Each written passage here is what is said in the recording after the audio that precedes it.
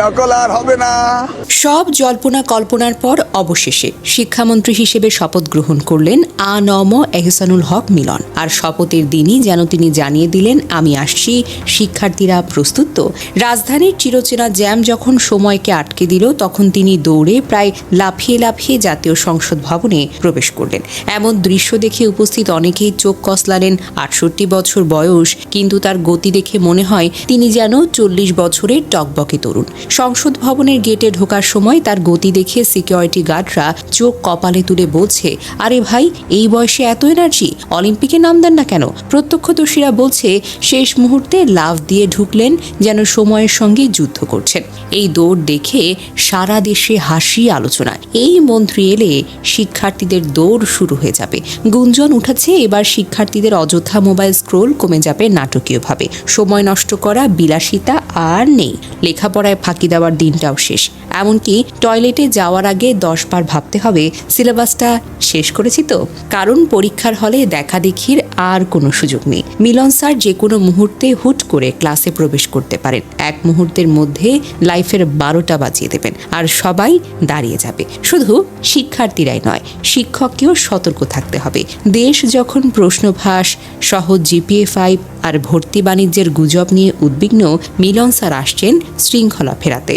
এবার পড়াশোনা, মেধা, সততা আর দৌড়। মোবাইলের সময় নয়, ফাঁকি নয়, বাণিজ্য নয়। শিক্ষকরা সতর্ক হন। হঠাৎ ক্লাসে দরজা খুলে ঢুকে পড়বেন, কি পড়াচ্ছেন? ছাত্ররা কি করছো? এই মন্ত্রী কিন্তু স্পষ্টবাদী, কাউকে ছাড়বেন না, সবকিছুতেই একেবারে জিরো টলারেন্স। এই মানুষটা শুধু দৌড়ায় না, নকলের বিরুদ্ধে যুদ্ধ ঘোষণা করে। 2001 থেকে 2006 সালে শিক্ষা প্রতিমন্ত্রী থাকাকালীন তার নাম শুনলেই পরীক্ষার হলে আতঙ্ক ছড়িয়ে পড়ত। পুরনো গল্পগুলো আবার ভাইরাল। 2006 সালের দিকে নাকি তিনি নকল ধরতে টয়লেট পর্যন্ত হানা দিয়েছেন। মানে নকল যদি লুকায় তবুও নিশ্চিন্ত নয়।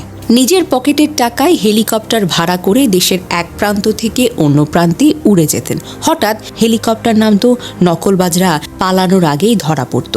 এখন শিক্ষার্থীদের অঘোষিত সতর্কবার্তা, সাধু সাবধান, নকল করলে রেহাই নাই। তবে সামনের 5 বছর শিক্ষার্থীদের দৌড়ের উপর রাখবে মিলন। মোবাইল টিপে সময় নষ্ট দূরের কথা, ওয়াশরুমে যাওয়ার টাইমও পাবে না কেউ। কাউকে কিছু না জানিয়ে শিক্ষকরা ক্লাস নিচ্ছেন, হঠাৎ দরজা খুলে মিলন স্যার ঢুকে পড়েছেন। কি পড়াচ্ছেন? ছাত্ররা করে কি আপনার? প্রশ্নের তীরে শিক্ষকদের ঘুম হারাম করে দেবেন। শুধু ছাত্র নয়, শিক্ষকদেরও ঘুম উড়বে। নকল, কোচিং বাণিজ্য, ভর্তি বাণিজ্য, সবকিছুতেই জিরো টলারেন্স। দেশের শিক্ষা পদ্ধতি এখন ভঙ্গুর। নকল আর স্ট্যান্ডার্ড জিপিএ 5 সয়লাভ। এই মিলন ফিরে এসেছেন সেই বিপ্লব আনতে।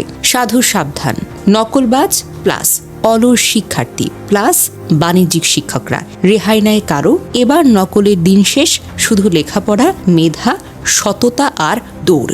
এই মন্ত্রীর আরেকটা পরিচয় হলো তিনি খুব স্পষ্টবাদী। যে মানুষ দায়িত্বের দিকে দৌড়াতে জানেন, তিনি দায়িত্ব থেকে কখনো দৌড়াবেন না। তাই এখনই সময়, বই খুলুন, মন খুলুন। কারণ শিক্ষার মাঠে এবার স্পিডও থাকবে, শৃঙ্খলাও থাকবে। আর নকল, সে এখন লুকানোর জায়গা খুঁজছে।